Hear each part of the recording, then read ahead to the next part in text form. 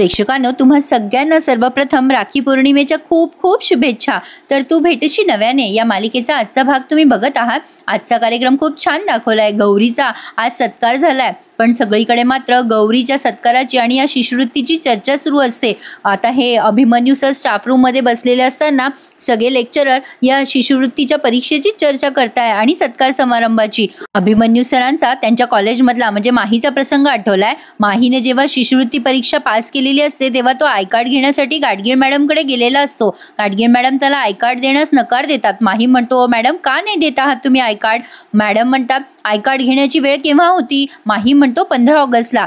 तन्वी सुद्धा मॅडमच्या समोरच बसलेली असते। माही म्हणतो, मॅडम आय कार्ड 15 ऑगस्टला मिळतात माहितीये मला। आता मॅडम म्हणतात, मग तेव्हा काय झोपा काढत होतास का? आता हा माही म्हणतो, मॅडम मी जॉब करतो, माझी इमर्जन्सी होती त्यामुळे। पण आता मॅडम काहीही न ऐकता म्हणतात, तू काय करतोस आणि काय नाही याच्याशी मला काहीही देणं घेणं नाहीये। 15 ऑगस्टला आय कार्ड मिळतात हे तुला माहित होतं ना, मग का नाही आलास तेव्हा? आय डोंट केअर, तू काहीही कर। तुझ्यासारख्या डिफॉल्टरसाठी माझ्याकडे वेळ नाही आणि सहानुभूती सुद्धा नाहीये। आता तन्वी मध्ये बोलायला जाते, मॅडम एकदा तरी। आता मॅडम तिच्याकडे बघतात आणि जोरात ओरडतात, शट अप।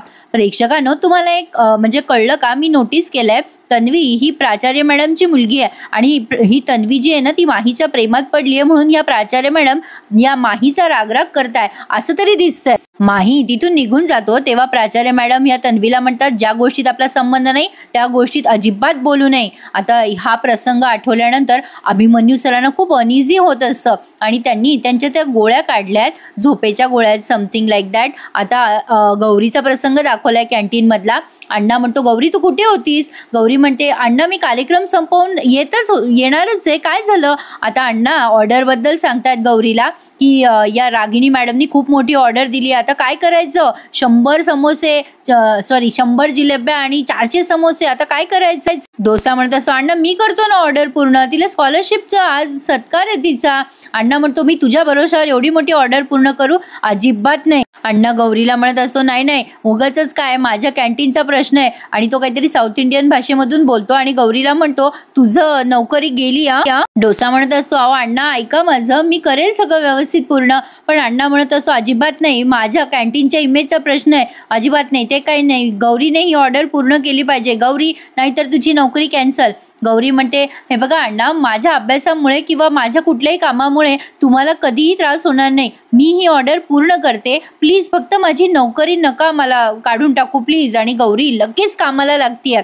अभिमन्यू सरांना खूप अनइझी होत असतं तेवढ्यात रागिणी तिथे येते आणि म्हणते, काय रे अभि, काय होते तुला? काही त्रास होतोय का? अभिमन्यू सर म्हणतात, काही नाही झालंय, मला जरा डोकं दुखतंय। रागिणी म्हणते, अरे अभिमन्यू मग घरी जा, घरी जाऊन आराम कर। अभिमन्यू सर असं हाताने तिला खुणवतात की नाही आय एम ओके। मग रागिणी म्हणते, तुला काय झालंय अभि? आजकाल छोट्या छोट्या गोष्टी मनाला लावून घेतोस रे, तू स्टुडंट विषयी खूपच पॉझिटिव्ह होतोस। आज ते कॉलेजमध्ये आहेस, उद्या निघून जातील कॉलेज सोडून, तू एवढा का पॉझिटिव्ह होते सगळ्या स्टुडंट्स मध्ये? हे बघ पाणी पी बरं आधी। आता रागिणी पाणी वगैरे देते अभिमन्यू सरांना। मग अभिमन्यू सर थोडेसे रिलॅक्स होतात, पण रागिणीची अखंड बडबड सुरू असते। रागिणी म्हणत असते, तुझं आजकालचं वागणं मला पटतच नाहीये, काय होतंय? तू एवढा अपसेट का होतोयस? माझ्याशी बोल ना, तू मनात नको ठेवूस, शेअर करत जा माझ्याशी। रागिणी अभिमन्यू सरांचा हात हातात घेते आणि म्हणते, बोल ना रे मला, काय होते तुला अभि? अभिमन्यू सर म्हणतात, तुझं हे सायकोलॉजीचं लेक्चर परवडणार नाही बाई मला, चल निघतोय मी, मला उशीर झालाय, निघतोय मी। रागिणी म्हणते, एक गोष्ट सांगू तुला अभि, असंच हसत राहा रे कायम, म्हणजे जसं काही कळतच नाही मला, क्षणात हसतोस, क्षणात पुन्हा चिडतोस, काय चाललंय अभि? बोल ना रे काहीतरी, काही आहे का तुझ्या मनामध्ये? अभिमन्यू सर अशी छोटीशी स्माइल करून आणि ते रागिणीला म्हणतात, तुझी ती ही जी विद्या आहे ना, हातावर हात ठेवून मनात काय चाललंय ते जाणून घेण्याची, ती अजून कळली नाही मला, असं नको समजूस रागिणी। आता रागिणी हसायला लागते, एक मार्मिक काहीतरी त्यांनी जोक मारलाय तिला असो। तर आता अभिमन्यू सर तिचा हात बाजूला करतात आणि म्हणतात, मला उशीर होतोय आता, चल मी निघतो। आता अभिमन्यू सर निघायला लागतात तेव्हा पुन्हा ही रागिणी म्हणते, हे बघ अभि, तू काहीतरी लपवतोस माझ्यापासनं, तू मला सांगत नाहीयेस। आता अभिमन्यू सर म्हणतात, हो आहे ना माझ्या मनामध्ये, कार्यक्रमाला उशीर होतोय रागिणी आणि ते मला पटत नाहीये, चल मी निघतो आता। रागिणीला कळलंय काहीतरी आहे जे अभिमन्यू सर तिला सांगत नाहीये।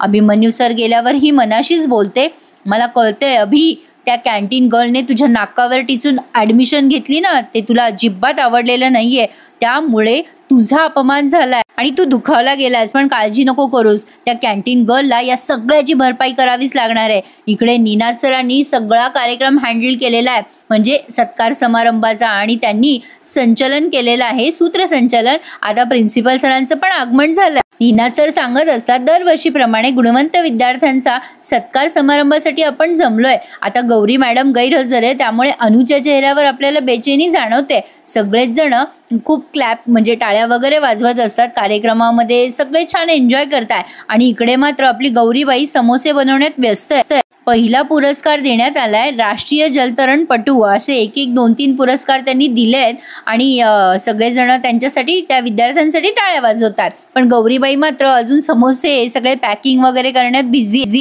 आणि निनाद सरांनी आता गौरीचं नाव अनाऊन्स केलंय. गौरी पाचपुते शिष्यवृत्तीसाठी तिला पुरस्कार देण्यात येत आहे. आता गौरी कुठेच नाहीये, सगळेच जण मागे बघायला लागतात. अनु म्हणते, गौरी कॅन्टीन मध्ये अजून. झालं, रागिणीला काहीतरी इश्यू करायला एक काहीतरी कारण मिळालं. निनाद सर पुन्हा पुन्हा नाव अनाऊन्स करत असतात, गौरी पाचपुते कुठे आहेत. आता अनु खूप बेचैन होते आणि विचार करते, कुठे राहिली ही गौरी, कुठे अडकली असेल ही, का नाही आली अजून. निनाद सर खूप स्मार्ट आहेत. गौरीला जरा वेळ मिळावा म्हणून त्यांनी आता मध्येच प्रिन्सिपल सरांचं भाषण ठेवलंय. असो, तर आता प्रिन्सिपल सर माईक घेऊन भाषण करतात की दरवर्षीप्रमाणे यावर्षी सुद्धा माझी छाती अभिमानाने खूप फुलून निघाली आहे. आपल्या कॉलेजचं नाव पुन्हा एकदा सगळ्यांसमोर येत आहे आणि गौरी पाचपुते हिने तर आपल्या कॉलेजचं नाव खूप मोठं केलंय. सगळेजण गौरीसाठी टाळ्या वाजवत आहे, पण गौरीबाई मात्र गायब आहेत. प्रिन्सिपल सर सांगत असतात की गौरीचा आदर्श तुम्ही सगळ्यांनी ठेवला पाहिजे. प्रेक्षकांनो, आवडतो ना तुम्हाला रिव्ह्यू ऐकायला, मग एखादा लाईक करून टाकत जा की, आणि चॅनलही सबस्क्राईब करा.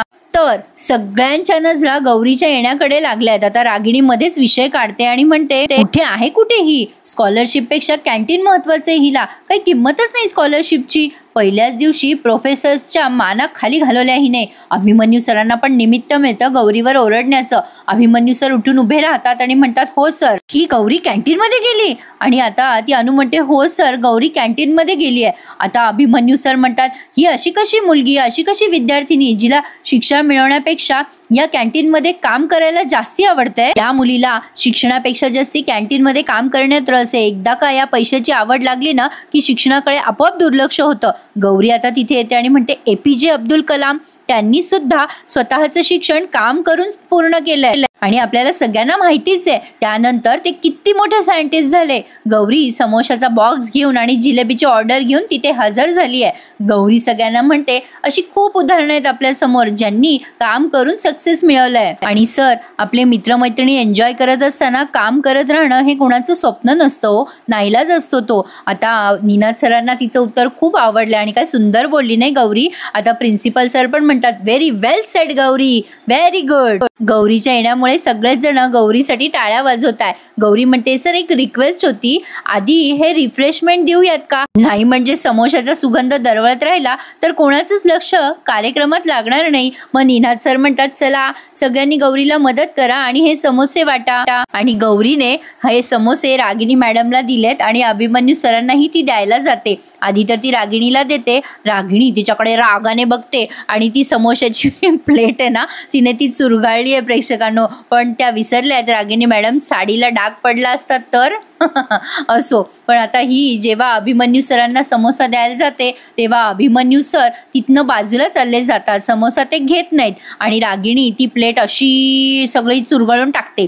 असो, लायब्ररीचे सर गौरीने बनवलेल्या समोशाचं खूप कौतुक करत असतात आणि आता अभिमन्यू सरांना म्हणतात, सर, अहो तुम्ही पण घ्या एक समोसा, कडक झालाय. पण सर मात्र लक्ष देईना. आता गौरी म्हणते, नको सर, अभिमन्यू सरांना ऍसिडिटीचा त्रास झाला तर. अभिमन्यू सर रागाने बघतायत गौरीकडे. आता सगळेजण त्या समोशाचं कौतुक करत असतात. मग लगेच रागिणी मध्येच म्हणते, महाशब्दे सर, जरा बसा खाली. मग आता डोसा म्हणतो, अगं गौरी, एक राहिला समोसा, तुला देऊ का? गौरी म्हणते, अरे नको, बाजूला काढून ठेव, नंतर कोणाला खावासा वाटला तर. अभिमन्यू सरांसाठी होता बहुतेक तो बाजूला काढून ठेवलेला समोसा. गौरी म्हणते, ठेव डोसा तिकडे, समोसा. प्रेक्षकांना लाईन किती भारी झाली ना, डोसा समोसा बाजूला काढून ठेवतोय. असो, पण आता गौरी अभिमन्यू सरांना म्हणते, सर, तुमच्या चेहऱ्यावरनं दिसतंय तुम्हाला भूक लागलीये, प्लीज एखादा समोसा खा ना, नाहीतर त्या दिवशी सारखा त्रास होईल. पण अभिमन्यू सर मात्र नाही खात समोसा. नाही म्हणजे नाही. सरांचा उपवास असावा बहुतेक. आता ते जागेवर येऊन बसलेत. असो, आता निनाद सर अनाऊन्स करतात की पेठे शिष्यवृत्तीची विजेती गौरी पाचपुते हिला मी आपल्या स्टेजवर बोलवतो आणि प्रिन्सिपल सरांना विनंती करतो की तिला तिचं बक्षीस आणि शिष्यवृत्ती प्रदान करण्यात यावी. आणि हो, आपल्या प्रिन्सिपल सरांसोबत मी आपल्या अभिमन्यू सरांनाही इथे बोलवतोय, म्हणजे विनंती करतोय मी की त्यांनी देखील गौरीला हे मानपत्र आणि चिन्ह द्यावं. अभिमन्यू सर निनाद सरांकडे रागाने बघताय आता. निनाद सरांनी हे मुद्दाम केलंय बरं का प्रेक्षकांनो. आणि आता गौरीचा सत्कार समारंभ, अख्खाच्या अख्खा सत्कार समारंभ या आपल्या अभिमन्यू सरांच्या हातानेच झालाय. अभिमन्यू सर गौरीला सत्कार, अभिमन्यू सर तितकेसे खुश नाही आहेत प्रेक्षकांनो. नक्कीच काही ना काही प्रॉब्लेम असणार आहे. जर ते एवढा रागराग करताय, म्हणजे खरं तर ते गौरीचा रागराग करत नाही, गौरीच्या चेहऱ्याचा रागराग करतात. तर आता गौरी अभिमन्यू सरांकडे बघते आणि ते शेक हँड करतात तिला नाईलाज असतो. मग गौरी म्हणते, सर तुम्ही जेवढे उत्तम शिक्षक आहात ना, तेवढीच उत्तम विद्यार्थिनी मी तुम्हाला बनवून दाखवेल. प्रेक्षकांनो, अभिमन्यू सर आता गौरीकडे नुसते बघतायत, पण अजून नेमका या दोघांचा पास्ट काय आहे ते त्यांनी दाखवलं नाहीये. म्हणजे अभिमन्यू सर आणि आपली तन्वी हिचा नेमका पास्ट काय आहे ना, तो जाणून घेण्याची खूपच उत्कंठा वाढत चालली आहे मालिकेमध्ये. काय वाटतं तुम्हाला? आता गौरीचा सत्कार समारंभ अशा पद्धतीने पूर्ण झालाय. इकडे अभिमन्यू सरांच्या घरी एक बँकेमधनं माणूस आलाय आणि आता त्यांचा तो साला घरी असतो. तो म्हणतो, काय काम आहे तुम्हाला? आम्हाला लोन बिन काही नको, जा.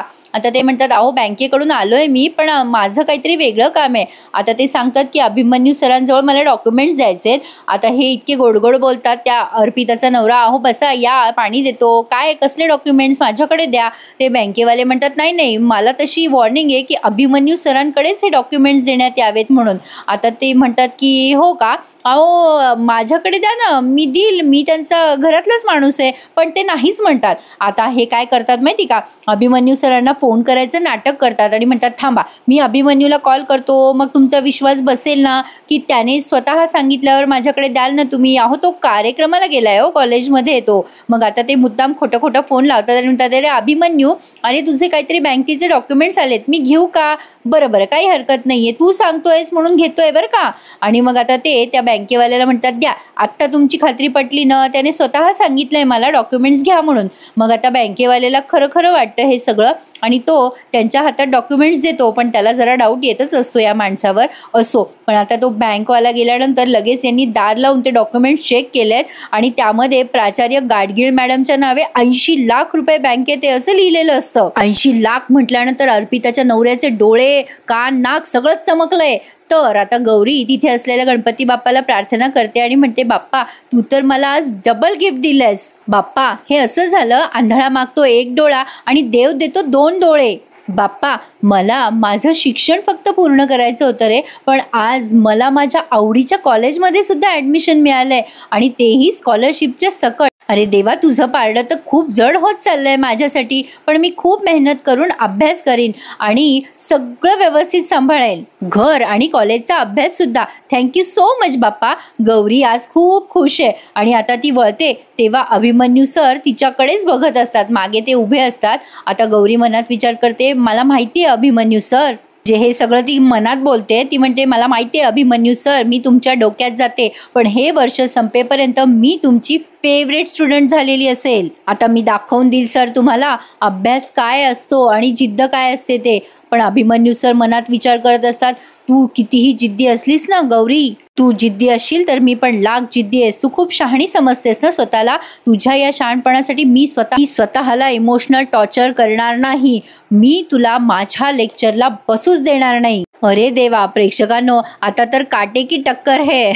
हा भाग त्यांनी इथेच पूर्ण केलाय. पुढे आपण बघणार आहोत गौरी या अभिमन्यू सरांच्या लेक्चरला प्रत्येक प्रश्नांची उत्तरं देत असते, पण अभिमन्यू सर मात्र मनात विचार करत असतात, काहीतरी करून हिला क्लासच्या बाहेर काढायलाच हवं. काय वाटतं प्रेक्षकांनो? काय वाटतं तुम्हाला प्रेक्षकांनो? जमेल का अभिमन्यू सरांना गौरीला क्लासच्या बाहेर काढणं? कथा खूपच इंटरेस्टिंग होत चालली आहे. माझा तर खूपच उत्साह वाढत चाललाय या मालिकेचे रिव्ह्यू देण्यासाठी. तसाच तुमचाही वाढू द्या आणि आपल्या चॅनलला लाईक, शेअर आणि सबस्क्राईब करायला विसरू नका. धन्यवाद.